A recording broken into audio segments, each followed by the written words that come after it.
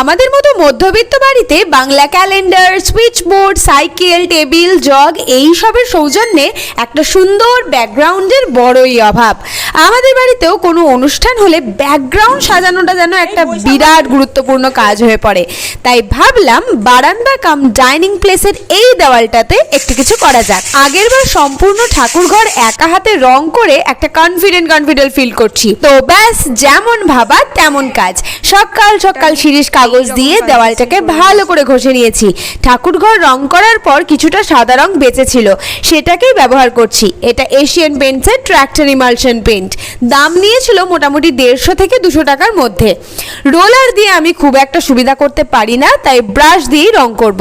সাদা প্রলেপ তো দিলাম, কিন্তু এখানে কোন ধরনের আর্ট ভালো লাগবে এটা নিয়ে আমি বড়ই কনফিউজ।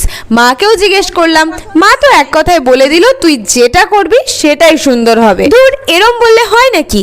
আচ্ছা, তোমাদের অপশনস দিচ্ছি, বলো তো এর মধ্যে কোন ধরনের কাজ করা যায় এই দেওয়ালে? কমেন্টে জানিও কিন্তু। টাটা।